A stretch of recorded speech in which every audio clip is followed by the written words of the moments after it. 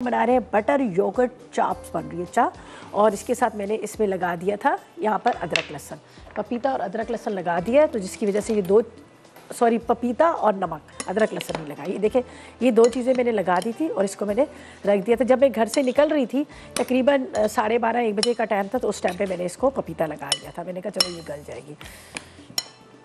चलें जी, अब हम क्या करेंगे, ये नींबू का रस है, लेमन जूस है, ये इसके ऊपर चला जाएगा। लेमन जूस से भी बड़ा अच्छा है, इसमें इसका फ्लेवर भी अच्छा आ जाता है और वो गोश्त को टेंडर भी कर लेती है। नमक नहीं लगाऊंगी इसलिए कि मैंने नमक इसमें लगा लिया है। काली मिर्च इसमें जाएगी, इसके बाद अदरक लहसुन का पेस्ट इसमें जाएगा,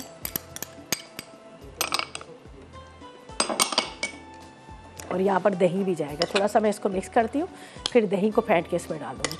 प्याज हम नहीं डाल रहे, अगर आप चाहें तो जैसा दम में हम थोड़े से 1-2 प्याज रख सकते हैं, ताकि उससे ये होगा कि उसका जब आप खा रहे होते हैं तो खाली ड्राई आपको ये ना मिले चॉप्स, इसके साथ थोड़ा सा प्याज टमाटर मिले, तो वो आप पे डिपेंड करता है। वैसे टमाटर तो मैं 4 इसमें डालूंगी, एंड में बिल्कुल डालेंगे गोल गोल काट के। अच्छा, जो आप अपने हाथ से मैरिनेशन करते हैं ना, मैरिनेट करते हैं, उसकी बात ही अलग हो जाती है। और लेकिन यहाँ पे ये कि मैं तो उसको चम्मच से कर रही हूँ। घर में बनाएंगे तो हाथ से अच्छी तरह से उसको मैरिनेट कर लीजिएगा, तो बड़ा अच्छा इसका टेस्ट आता है। यहाँ पर दही को अच्छी तरह से फेंट लेते हैं ताकि इसकी गुठलियाँ ख़त्म हो जाए, और बाकी सारे मसाले तो तकरीबन मैंने लगा लिए। तो ये मेरे पास दही है, इसको फेंट लेते हैं। आजकल ठंड इतनी ज़्यादा हुई है, वरना मैं कभी भी बाज़ार से दही लेती नहीं थी, मैं हमेशा घर में जमाती थी और बहुत अच्छा दही जम जाता। अब 2-2 दिन पड़ा रहता है, दही नहीं जमता, तो मुझे बड़ा वो होता है, इसलिए कि मुझे घर का दही पसंद भी है। और देखिए थोड़ा सस्ता भी पड़ता है। अब ये 50 रुपये पाव आपको मिल रहा है, कितना मतलब महंगा पड़ जाता है। और फिर बाज़ार का होता है, फिर ये लोग एक केमिकल भी इसमें डालते हैं जो इसको थिकनेस के लिए, ये मुझे इस चीज़ का पक्का पता है। तो हम तो खैर कुछ नहीं डालते, हम नेचुरली बनाते हैं उसमें। तो ये देखें ना, इतना गाढ़ापन होता है। तो आज ठंड इतनी ज़्यादा होगी जिसकी वजह से ये नहीं दिया।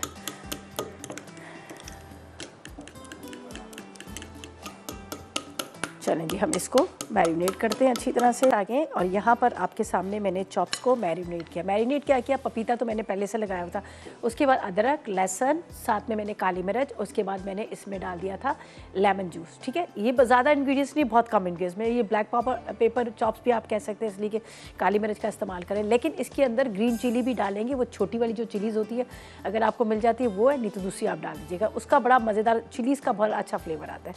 ठीक है, अब बारी आई है दही की, जिसको मैंने फेंट के रखा है। ये दही हम इसमें डाल दें। ये इसलिए मैं कह रही हूँ, अगर आप इसको मैरिनेट करके फ्रीज़र में रख लें, कभी भी आपके जब गेस्ट आ रहे होते हैं तो आपको ये होता है ना कि भाई अब जल्दी क्या काम किया जाए, तो ये फ्रीज़ किया होता है, मसाला लगा होता है, तो आप उसमें से निकाल सकते हैं। ये दही इसके अंदर है, मैं इसलिए मैं डाल रही हूँ, वरना ज़रूरत नहीं थी। आप इसको हल्की आग पे वैसे ही रख सकते हैं। अच्छा, अब इसमें जाएगा बटर। ठीक है, बटर के साथ ज़ाहिर है जब हमारे पास शाहताज कुकिंग ऑयल हो या शाहताज बनास्पति हो, तो ऐसा हो नहीं सकता कि हम उसका इस्तेमाल नहीं करें। बेहतरीन ऑयल है, बेहतरीन बनास्पति है। आप अपने देसी खानों में तड़के लगाएं या आप अपने कॉन्टिनेंटल खानों में तड़के लगाएं, मज़ा आ जाता है। अगर केक बना रहे हैं उसमें भी आप डाल सकते हैं। उसके अलावा यहाँ पर जिस तरह से हमारे यहाँ पराठे बनते हैं, हमारे यहाँ हलवे बनते हैं, बहुत सारी चीज़ें होती हैं जिस तरह बिरयानी, कोरमा वगैरह, उसमें भी आप इस्तेमाल कर सकते हैं शाहताज कुकिंग ऑयल और शाहताज बनास्पति का। कहते हैं मोहब्बत और प्यार के सिलसिले यूं ही चलते रहने चाहिए, शाहताज ज़रा सा और।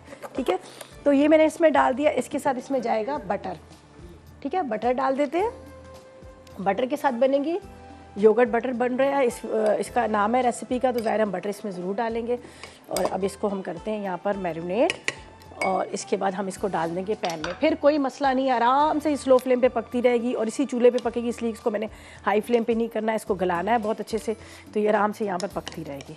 तो ये देखिए मैंने इसको, वैसे गोश्त वगैरह होता है तो फिर ज़ाहिर है हमें प्रेशर कुकर का इस्तेमाल करना पड़ता है, वो बगैर प्रेशर कुकर के वो गलता नहीं है।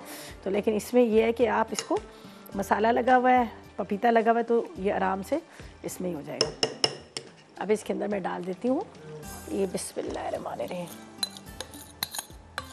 हरी मिर्चें बाद में डालूंगी, हरी मिर्चें और हरा धनिया बाद में डालूंगी। ठीक है, इसको अभी कवर करके रखते हैं। अब इसी दही के पानी के साथ, इसी मसालों के साथ ये बहुत अच्छे से गल जाएगी। अब हरी मिर्चें, टमाटर ये मैंने कहा था दम में डालेंगे, हरा धनिया दम में डालेंगे, राइस भी तकरीबन दम पे आ जाएंगे। चाय का भी हमने पानी रख लिया है, आगे उसका भी हम बताते हैं आगे हमने क्या करना है। तो ये जो चॉप्स है, पहले चॉप्स की तरफ चलते हैं। ये देखें डल चुकी है, ऊपर आपको नज़र आ रहा होगा यहाँ पर, बिस्मिल्लाहिर्रहमानिर्रहीम। ये जाएंगे टमाटर, हरी मिर्चें, और हरा धनिया, ठीक है, ये हम डाल देते हैं। हरी मिर्चें, टमाटर, हरा धनिया। चले जी, अब इसको ढकती हूँ, थोड़ा सा दम पे आएगा, ज़्यादा नहीं आएगा, ठीक है। इसको दम पे रख देते हैं, ये हटा देते हैं।